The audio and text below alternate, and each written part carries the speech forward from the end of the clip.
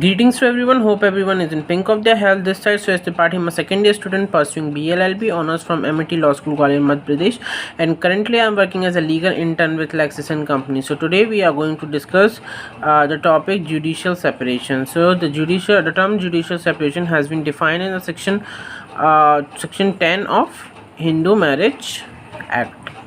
So what is judicial separation? Judicial separation means decree by the court by which the husband and wife can live separate, uh, being in the relation of marriage. So and the wife will be liable, wife or husband, any of the partner will be liable for the maintenance, and the court in every case tries to save the marriage. So if for example the husband and wife have a strife, then then the court may issue a decree of judicial separation and they can live separate, so that they can that they can understand the significance of each other and may eventually come together or cohabit together. But if the case is not that, then the court may pass the decree of divorce or the judgment favoring the divorce at the end. But initially the court tries to save the marriage by passing the decree of judicial separation or restitution of conjugal rights. So the main struggle or the main struggle of the court remains that they have to save the marriage or the relations, and have to save the family from breaking apart. So the section 10 of judicial separation, clause 1 says either party of a marriage, whether solemnized before or after the commencement of this act, may present a petition praying for a decree for judicial separation on any of the grounds specified in the subsection 1 of section 13. So the subsection 1 of section 13 includes the grounds on which either the husband or the wife can file a petition for the judicial separation for the divorce. So on the same grounds, the decree of judicial separation can also be passed by the court.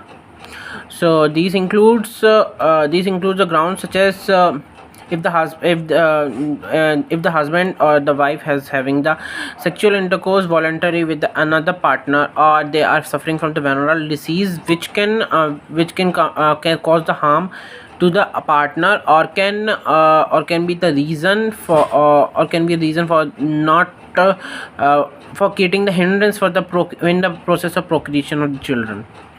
Or the other causes may be that the husband or wife may treat the partner with the cruelty. That may also be the reason for the divorce, and the other reasons as well as listed in the subclause 1 of section 13. Then subsection 1 of clause 1 of section 13. Then the section proceeds. And in the case of a wife also on the say of the grounds specified in the subsection 2.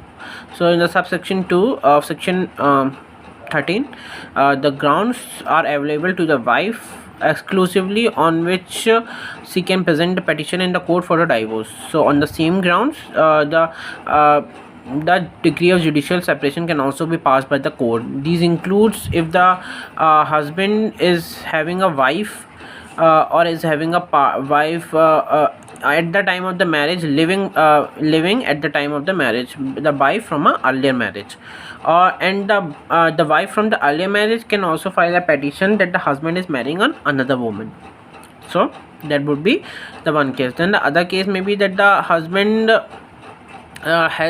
is liable for the offenses such as sodomy, bigamy, and rape, or cruelty, or treat her with the cruelty. So these may be the cases that the wife may opt for not living with the husband. So then the subsection 2 of section 10 says when a decree for judicial separation has been passed, it shall no longer be obligatory for the petitioner to cohabit with the respondent, but the court may, on the application by the petition of either party and on being satisfied with the truth of the statements made in such petition, resign the decree if it considers just and reasonable to do so. So after passing of the judicial decree of judicial separation, it will no longer be obligatory. Means the husband or the wife will no longer be will no longer be it will no longer be obligatory for them to live with each other. They can live apart and have and can own separate residence, but the on proving from either side that it was not a just and reasonable, and the things or in the grounds on which the decree of judicial separation has been filed by the petitioner were not just and reasonable, the court may resign the decree of judicial separation at any time, and they have to cohabit with each other again. So this is all for today. If you like my video, do comment, do click on the like button, and do comment in the comment box all your queries, and don't forget to press the bell icon to get the further updates, and click on the subscription button. Thank you.